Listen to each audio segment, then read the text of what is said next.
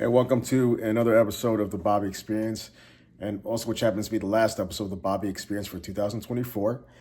So the topic that I had in mind that I would talk to you all about, and I didn't think I would be having this as a subject, but I'd be talking about my strategy on sports betting, specifically uh, s- sports betting on DraftKings.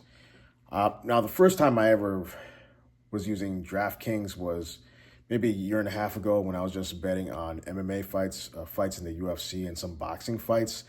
But majority of the time, I would get them wrong, and I thought, man, I know these fighters, and I know what they're capable of, and who's got this fight, who's going to win by knockout.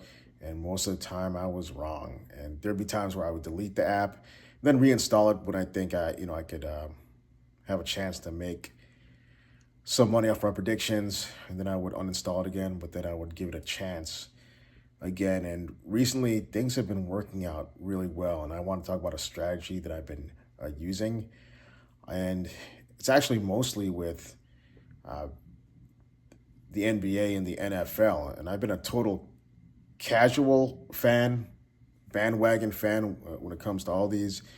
Uh, but I'll tell you what I do.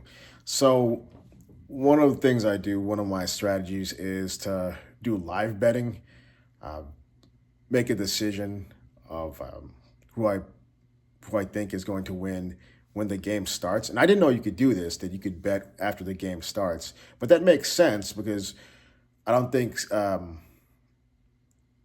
the people, do you want people to make these bets where they're just locked in, where they already see a team's clearly losing or winning, um, or the game's so tight that it still can't be decided, and you want to give people a chance to even jump in to make a decision mid game. So it does make sense that you'd be able to do that, allowed to do that. So that's what I've been doing. It's been easier to make winning predictions. So what I'll do, let's say when I'm seeing like some football game where there's a significant lead, I'll just throw out some scores. Let's say it's 20-3, and it's the third quarter. Yeah, it's a shoe, and it's unlikely that they're gonna all of a sudden make three touchdowns.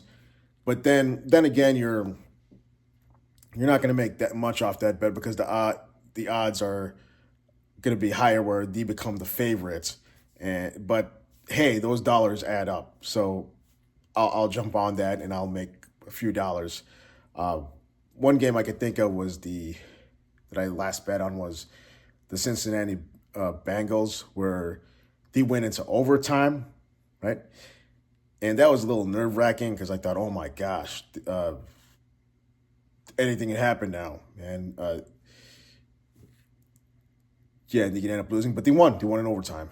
Uh, so there's that. I do live betting, and another thing I do is I'll bet against losing teams.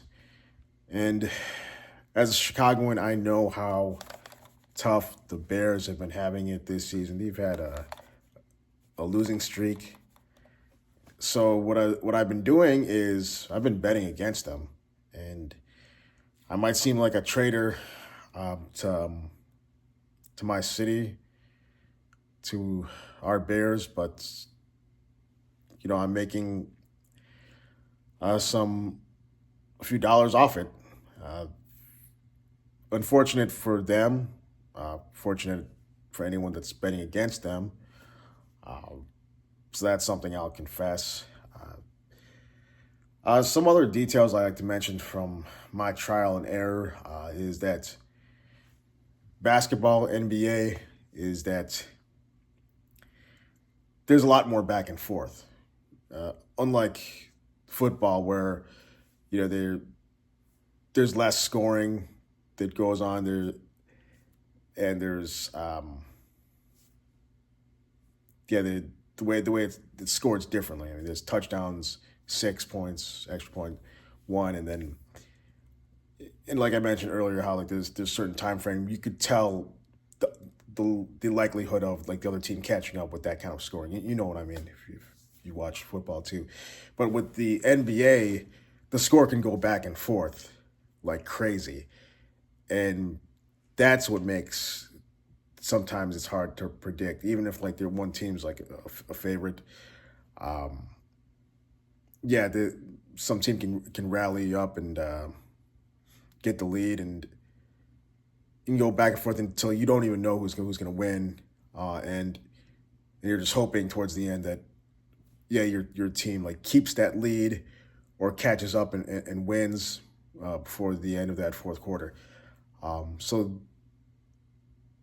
yeah, these are my thoughts and what I have to say about my strategy so far on using DraftKings. But if you yourself have watched this video and you probably didn't have to if you made it all the way through this, if you are not a novice and you have experience uh, using DraftKings, FanDuel, and those other apps, the other sports books.